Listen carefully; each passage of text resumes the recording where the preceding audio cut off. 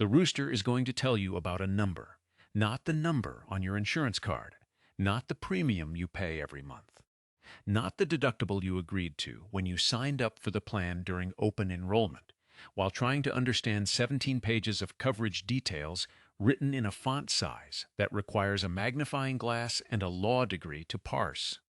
A different number. The number of Americans who filed for bankruptcies last year, primarily because of medical bills.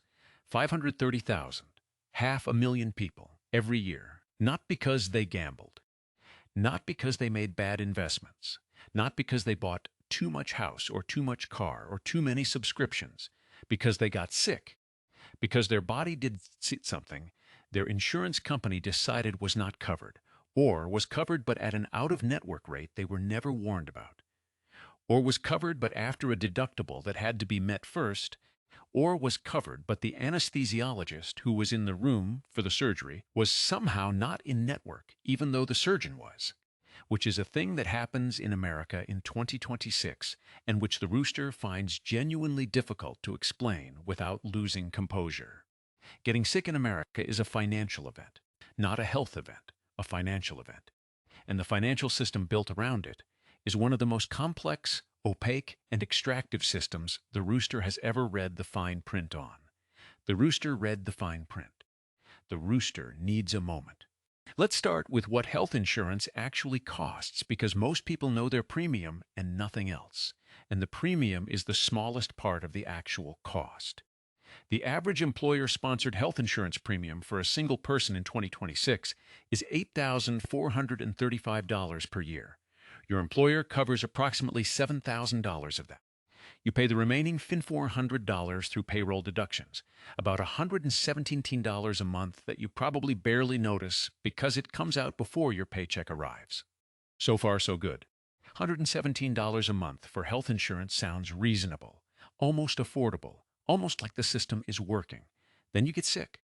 The average deductible for employer-sponsored health insurance in 2026 is $1,735. That is the amount you pay out of pocket before your insurance covers anything.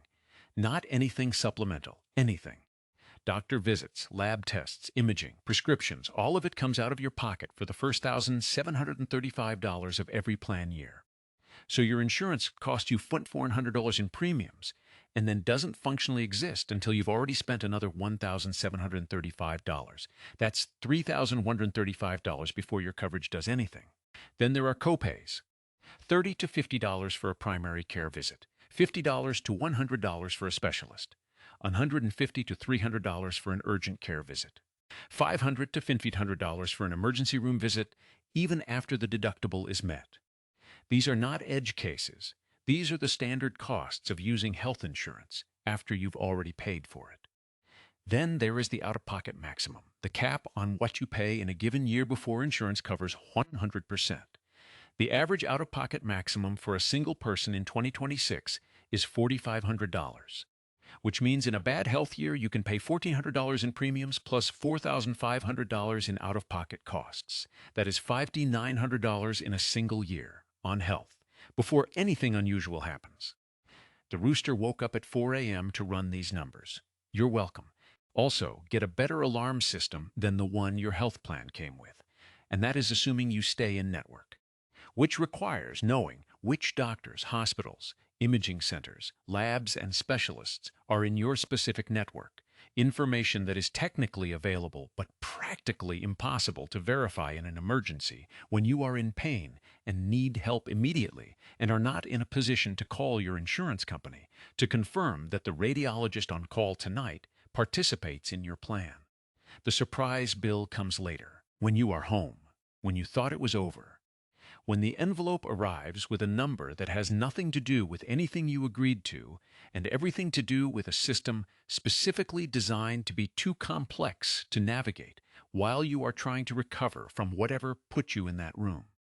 The fine print is not fine. It is extremely not fine, and the rooster read every word of it. Now let's talk about the people for whom employer-sponsored insurance is not an option. Contractors. Gig workers, part-time employees, people between jobs, people who work for small businesses that don't offer coverage, people who are self-employed. Together, these groups represent tens of millions of Americans who buy insurance on the individual market or go without. On the individual market in 2026, a healthy 35-year-old pays between $400 and $600 a month in premiums for a mid-tier plan. That is $4,800 to $7,200 a year. With a deductible that often runs $3,000 to $5,000, with the same copays, the same out-of-pocket maximums, the same surprise bills. A self-employed person earning $60,000 gross, which sounds like a real income till you subtract self-employment taxes, business expenses, and health insurance, is paying 10% to 12% of their gross income just to have the theoretical ability to see a doctor without financial catastrophe. Theoretical. Because the deductible means that for most ordinary health events, a sinus infection, a sprained ankle, a skin check, a routine blood panel, they are paying out of pocket anyway. The insurance is not for normal sick. It is for catastrophically sick. It is for the scenario where you need surgery or hospitalization or extended treatment, and the bills would otherwise be large enough to bankrupt you. Which brings us back to the 530,000 people who went bankrupt anyway, despite having insurance, because the gap between what insurance covers and what getting seriously ill actually costs in America in 2026 is large enough that having insurance does not protect you from financial devastation. It just changes the number at which the devastation begins. The fanciest trap is the one that makes you feel protected while it's not protecting you. Here is the number the roosters you to understand at the cellular level. Healthcare cost inflation in America is projected to run at 5.8% annually long term. The Social Security COLA, the cost of living adjustment that increases benefits for retirees, is projected at 2.4% for 2027. For working people, wage growth has been running at approximately 3% to 4% annually. Healthcare costs go up 5.8% per year. Your income goes up 3% to 4% per year. Every single year, the gap between what healthcare costs and what you can afford to pay gets wider. This is not a crisis that is coming. This is a crisis that is compounding right now in the background of every paycheck, every open enrollment decision, every moment you decided not to go to the doctor because you weren't sure you could afford what they might find. That last one, the decision not to go. The rooster wants to sit with that for a moment. 34% of Americans report delaying or avoiding medical care in 2026 because of cost concerns, not because they are not sick. Because they ran the math on the deductible and the copay and the potential specialist referral and the time off work and decided that the financial risk of finding out what is wrong was higher than the health risk of not finding out. That is a system working in reverse. A system where the financial structure of healthcare creates a financial incentive to avoid healthcare, where the people who most need to see a doctor are most likely to decide they cannot afford to. The system isn't broken. It's working perfectly, just not for you. Now here is what you actually do with all of this.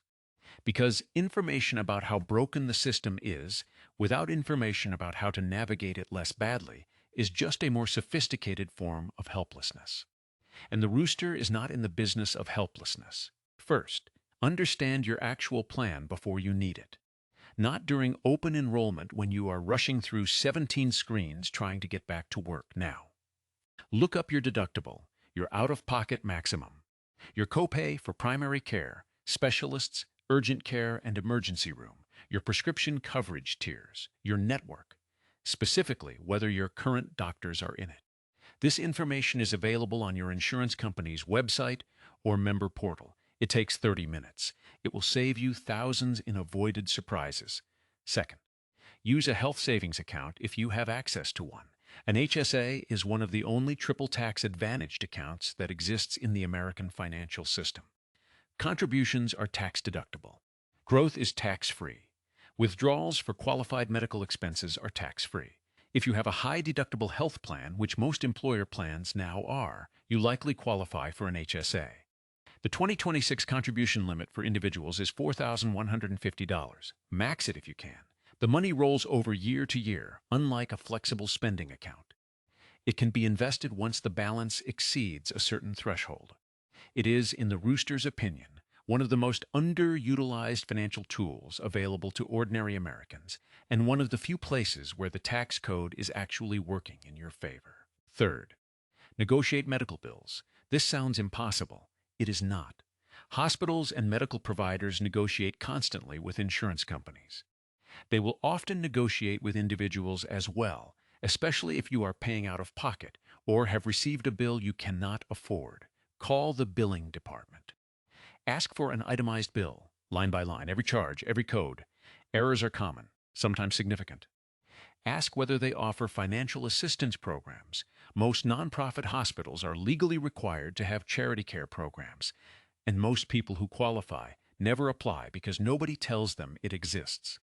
Ask for a discount for paying in full. Ask for a payment plan if you cannot pay in full. The number on the bill is not always the number you have to pay, but you have to ask. Fourth, consider a direct primary care membership if it is available in your area. Direct primary care is a model where you pay a flat monthly fee, typically $50 to $150, directly to a primary care physician in exchange for unlimited visits, basic lab work, and direct phone and text access to your doctor. It is not insurance. It does not cover hospitalization or specialist care. But for the ordinary health maintenance that most people need most of the time, it removes the deductible, the copay, and the insurance company from the equation entirely. Paired with a high deductible, catastrophic-only insurance plan, it can significantly reduce total annual healthcare costs for healthy adults who use healthcare primarily for prevention and maintenance. Fifth, build the medical emergency fund separately from your regular emergency fund. Healthcare emergencies do not wait for convenient timing. A $5,000 dedicated medical fund, built deliberately, contributed to monthly, never touched except for medical expenses, means that a bad health year does not become a credit card debt spiral. Your great-grandmother had the mason jars. This is your medical mason jar. Build it before you need it, because you will need it. Here is where the rooster lands. 530,000 medical bankruptcies a year. 8,435 in average annual premiums, 735 average deductible, 4,500 average out-of-pocket maximum, 5.8% annual healthcare cost inflation, 34% of Americans delaying care because of cost. Surprise bills arriving after the fact for services received during moments of pain and vulnerability when no one is in a position to verify network status. This is the American healthcare system in 2026. Not the system as critics describe it, the system as the numbers describe it. Getting sick is a financial event. The rooster read the bills. The math is insane, and the 530,000 people who went bankrupt last year were not irresponsible. They were sick. In a system that treats illness as a revenue opportunity and treats the patient as both the customer and the cost center simultaneously, understanding the system does not fix the system. Fixing the system requires political will that the rooster will not pretend is imminent.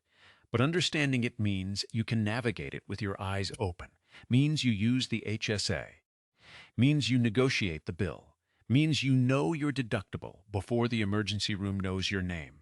The rooster doesn't have all the answers. But the rooster has all the questions they don't want you asking, starting with this one. Why is the country that spends more on healthcare per capita than any other country on earth also the country where getting sick is the leading cause of personal bankruptcy? The rooster asked. The bills answered, "Don't get cooked, rooster economy," because someone has to say it.